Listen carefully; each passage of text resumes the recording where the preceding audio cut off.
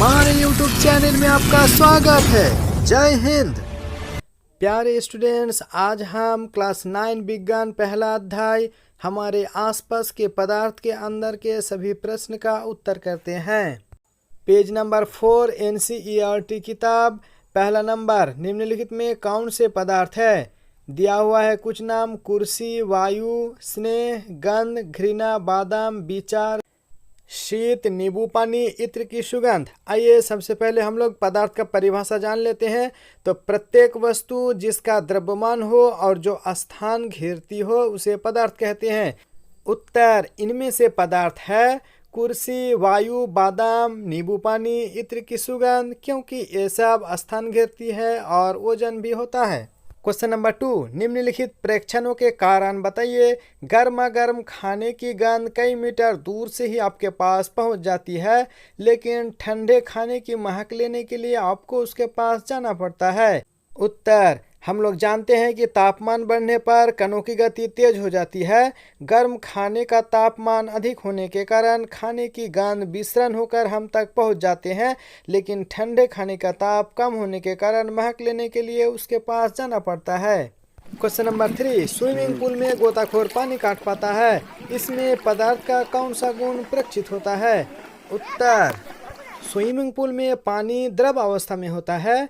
पानी के कणों के बीच आकर्षण बल कम होने के कारण गोताखोर पानी काट पाता है। New students, please subscribe and press bell icon. Now question number 4, पदार्थ के कणों की क्या विशेषताएं होती है?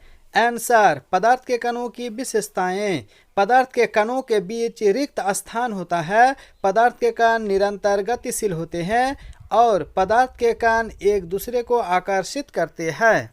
नाउ पेज नंबर 6, प्रश्न 1, किसी तत्व के द्रव्यमान प्रति इकाई को घनत्व कहते हैं। घनत्व बराबर होता है द्रव्यमान बाय आयतन।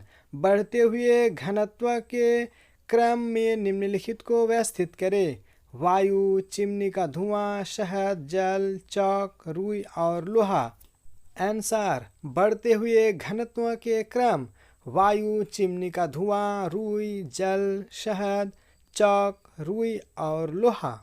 Please like if it helpful. Question number 2A, पदार्थ की विभिन्न अवस्थाओं के गुण में होने वाले अंतर को सारणीबद्ध कीजिए। आंसर: आइए ठोस, द्रव और गैस में होने वाले अंतरों को सारणीबद्ध करते हैं। ठोस। पहला नंबर, ठोसों का निश्चित आकार तथा निश्चित आयतन होता है। 2, ठोसों को अधिक दबाया नहीं जा सकता है। 3, ठोसों का उच्च घनत्व होता है, ये भारी होते हैं। 4, ये बहते नहीं है। द्रव। द्रवों का आयतन निश्चित होता है, आकार निश्चित नहीं होता है। ठोसों की भति द्रवों को अधिक दबाया नहीं जा सकता है। ठोसों से कम तथा गैसों से उच्च घनत्व होता है। द्रव आसानी से बहते हैं। गैस। गैसों का ना तो निश्चित आकार होता है, ना ही निश्चित आयतन। 2 नंबर, गैसों को आसानी से दबाया जा सकता है कम आयतन में। 3 नंबर, गैसों का घनत्व बहुत कम होता है, यह अत्यधिक हल्की होती है। 4, गैसें आसानी से बहती है। क्वेश्चन नंबर 2B, निम्नलिखित पर टिप्पणी कीजिए। संपीड्यता, तरलता, बर्तन में गैस का भरना, आकार, गतिज ऊर्जा एवं घनत्व। आइए एक एक करके सब पर टिप्पणी करते हैं। संपीड्यता, कॉम्प्रेसिबिलिटी, द्रव और गैसीय पदार्थों के कणों के बीच हवा भरी होती है जिससे वह दबाए जा सकते हैं। तरलता, लिक्विडिटी, किसी पदार्थ के बहने के गुणधर्म को तरलता कहा जाता है। द्रव और गैस बह सकते हैं, इसलिए इन्हें तरल कहा जाता है। बर्तन में गैसों का भरना, gas filling in the vessel, गैसों के बीच काफ़ी रिक्त स्थान होने के कारण इसे दबाया जा सकता है, अतः गैसों को अन्य बर्तन में भरी जा सकती है। आकार, शेप, पदार्थ के कणों के बीच अंतराण्विक बल पदार्थ का आकार निर्धारित करता है। यदि पदार्थ के कणों के बीच आकर्षण बल अत्यधिक हो तो पदार्थ का आकार निश्चित होगा, यानी ठोस होगा। यदि आकर्षण बल कम या नगण्य होगा तो आकार निश्चित नहीं होगा, तो द्रव या गैस बनेगा। गतिज ऊर्जा, काइनेटिक एनर्जी, किसी वस्तु में उसकी गति के कारण निहित ऊर्जा को गतिज ऊर्जा कहते हैं। घनत्व डेंसिटी, किसी वस्तु के इकाई आयतन के द्रव्यमान को घनत्व कहते हैं। घनत्व बराबर होता है द्रव्यमान बाय आयतन। अब क्वेश्चन नंबर 3 बनाते हैं। कारण बताएं। ए, गैस पूरी तरह उस बर्तन को भर देती है जिसमें इसे रखते हैं। उत्तर, गैस में बहने का गुण होता है तथा गैस के कण एक दूसरे के दूर दूर होती है जिसके कारण पूरे बर्तन में फैल जाती है।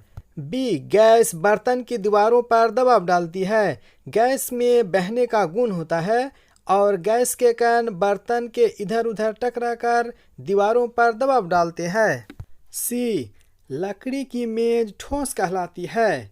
कारण, लकड़ी के कण अत्यधिक बल से जुड़े होते हैं अतः उसे ठोस कहते हैं। क्वेश्चन डी, हवा में हम आसानी से हाथ चला सकते हैं लेकिन एक ठोस लकड़ी के टुकड़े में हाथ चलाने के लिए हमें कराटे में दक्ष होना पड़ेगा।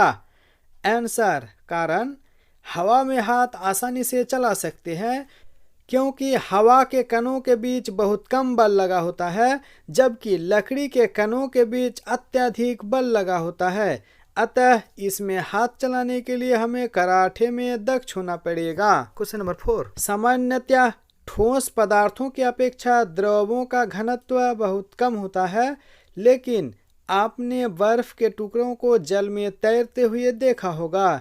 पता लगाइए ऐसा क्यों होता है। आंसर, बर्फ का टुकड़ा पानी पर तैरता है क्योंकि यह अपने अधिक आयतन के कारण अपने द्रव्यमान से अधिक पानी हटा पाता है। अब पेज नंबर 9 का फर्स्ट क्वेश्चन, निम्नलिखित तापमान को सेल्सियस में बदले। तो हम लोग जानते हैं कि 273 केल्विन बराबर होता है 0 डिग्री सेल्सियस, या फिर ऐसे भी कह सकते हैं 0 डिग्री सेल्सियस बराबर 273 केल्विन।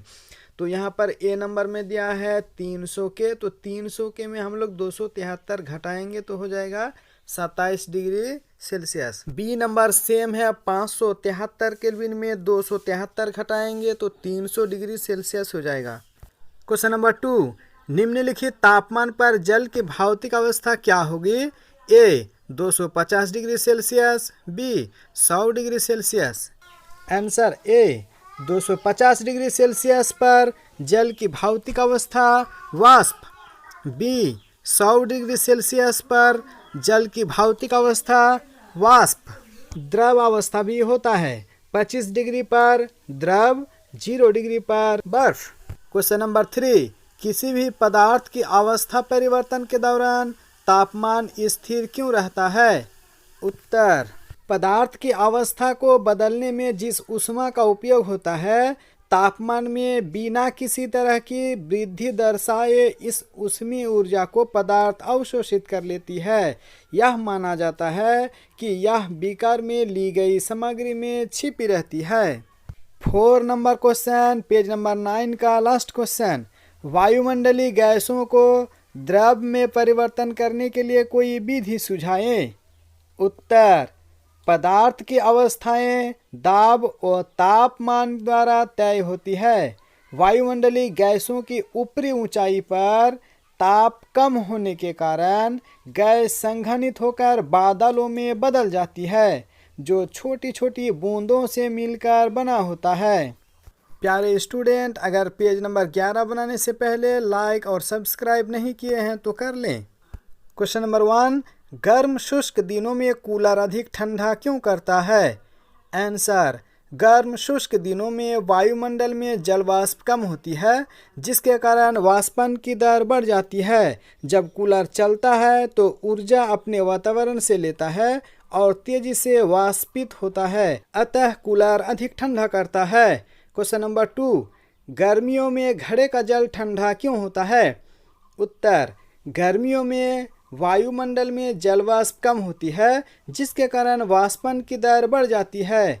घड़े में छोटे छोटे छिद्र, जिसे रंध्र कहते हैं, होते हैं जिनसे पानी धीरे धीरे रिसता रहता है और वाष्प बनता है। वाष्पन के लिए ऊष्मा जल व वायुमंडल से लेते हैं जिसके कारण घड़े के आसपास एवं घड़े का पानी ठंडा हो जाता है।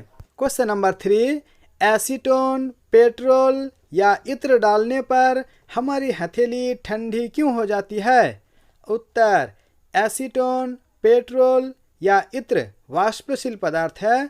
जब इसे हथेली पर रखते हैं तो हाथ की गर्मी के कारण इसका वाष्पन तेज हो जाता है। वाष्पन के लिए ऊर्जा हथेली से लेते हैं, जिससे वह ठंडी हो जाती है। नाउ क्वेश्चन नंबर 4, कप की अपेक्षा प्लेट से हम गर्म दूध या चाय जल्दी पी लेते हैं। उत्तर, सतह का क्षेत्रफल बढ़ने पर कणों की गति तेज हो जाती है और वाष्पीकरण के दौरान ठंडा हो जाता है। प्लेट का क्षेत्रफल कप से अधिक होने के कारण हम गर्म दूध या चाय जल्दी पी लेते हैं। हमारे आसपास के पदार्थ अंदर के अंतिम क्वेश्चन नंबर 5 क्लास 9 हमारे आसपास के पदार्थ अभ्यास क्वेश्चन आंसर दूसरे वीडियो में है। गर्मियों में हमें किस तरह के कपड़े पहनने चाहिए? उत्तर, गर्मी में सफ़ेद रंग के सूती कपड़े पहनने चाहिए, क्योंकि गर्मियों में शारीरिक प्रक्रिया के कारण ज़्यादा पसीना आता है। सूती कपड़ों में जल का अवशोषण अधिक होता है और वाष्पीकरण के कारण शरीर शीतलता हो जाता है। Please like share comment. Thank you for watching.